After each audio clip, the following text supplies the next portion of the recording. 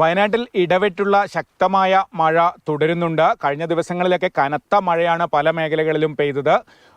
താഴ്ന്ന പ്രദേശങ്ങളൊക്കെ വെള്ളത്തിനടിയിലാണ്. സ്ഥിരമായി വെള്ളപ്പൊക്ക ഭീഷണി നേരിടുന്ന കോട്ടത്തറ പഞ്ചായത്തിലെ വെണ്ണിയോട് പ്രദേശങ്ങളിൽ വയലിലൊക്കെ വെള്ളം കയറി കിടക്കുകയാണ്. പല സ്ഥലത്തും മഴക്കെടുതികൾ ആവർത്തിച്ച് കൊണ്ടിരിക്കുകയാണ്.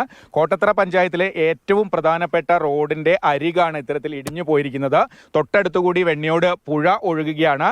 മറ്റെല്ലാ സ്ഥലത്തും സംരക്ഷണ ഭിത്തിയുണ്ട്. ഇവിടെ ഏതാണ്ട് കുറച്ച് ദൂരം സംരക്ഷണ ഭിത്തി ഇല്ല. ആ ഭാഗമാണ് ഇടിയുന്നത്. ഇവിടെ ഭിത്തി കെട്ടാനുള്ള ഫണ്ട് പാസ്സായിട്ടുണ്ട്, ടെൻഡർ നടപടികളൊക്കെ ആയിട്ടുണ്ട്. പക്ഷേ നാട്ടുകാർ എത്ര ആവശ്യപ്പെട്ടിട്ടും അത് പ്രവൃത്തിയിലേക്ക് കടക്കുന്നില്ല എന്നുള്ളതാണ് പരാതി.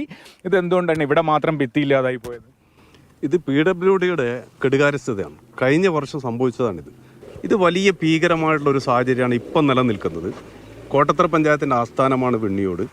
വെണ്ണിയോടേക്ക് കരിഞ്ഞകുന്ന്, കോട്ടത്തറ തുടങ്ങിയ ഒട്ടേറെ ചെറു പ്രദേശങ്ങളിൽ നിന്നുള്ള ഏക ഗതാഗത മാർഗം ഈ റോഡ് തന്നെയാണ്. ഇത് അപകടത്തിൽപ്പെട്ടാൽ പുഴ ഗതിമാറി ഒഴുകും. രണ്ടാമത്തത് 4-5 കിലോമീറ്റർ സഞ്ചരിച്ചിട്ട് വേണം വെണ്ണിയോടെത്താൻ. വളഞ്ഞു മൂക്ക് പിടിക്കണം. കാൽനട യാത്ര പോലും അസാധ്യമാവും. വെള്ളം കയറുന്ന പ്രദേശമാണ്, സ്വാഭാവിക വെള്ളം ഉണ്ടാകുന്നൊരു പ്രദേശമാണ്. വെള്ളപ്പൊക്കത്തിൽ പോലും യാത്ര ചെയ്യാൻ വലിയ പ്രയാസമുള്ളൊരു സ്ഥലം കൂടിയാണിത്. ഇത് എത്രയും പെട്ടെന്ന് നന്നാക്കിയിട്ടില്ലെങ്കിൽ വലിയ വില കൊടുക്കേണ്ടി വരും. വലിയ പ്രയാസമാണ് ഈ നാട്ടിലുള്ളത്. മാത്രമല്ല, ഹോമിയോ ഹോസ്പിറ്റൽ ഒരുപാട് ആളുകൾ ആശ്രയിക്കുന്നതാണ്. സാധാരണക്കാരൻ്റെ ആശുപത്രിയാണ്. വെള്ളം കൊടുക്കുന്ന ജലനിധി, അതിൻ്റെ പമ്പ് ഇവിടെയാണുള്ളത്.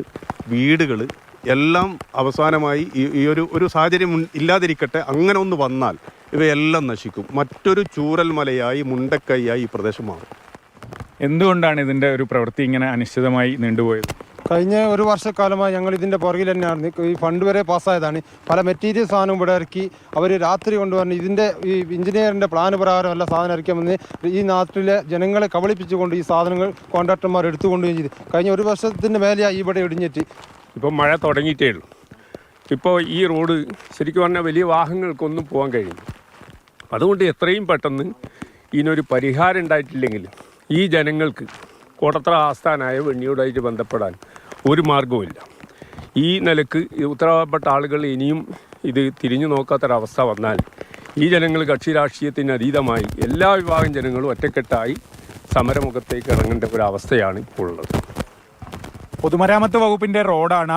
തികഞ്ഞ അനാസ്ഥയാണ് ഇതിന് കാരണമെന്നാണ് നാട്ടുകാർ പറയുന്നത്. പ്രത്യേകിച്ച് ഈ പ്രദേശം മഴക്കാലത്ത് നിരന്തരം വെള്ളപ്പൊക്ക ഭീഷണി നേരിടുന്ന പ്രദേശങ്ങളാണ്. ആ പ്രദേശങ്ങളെ പുറം ലോകവുമായി ബന്ധിപ്പിക്കുന്ന ഏക റോഡാണ് ഇത്തരത്തിൽ അപകടാവസ്ഥയിലുള്ളത്. ഷമീർ മച്ചിങ്ങലിനൊപ്പം കമൽ, മാതൃഭൂമി ന്യൂസ്, വയനാട്.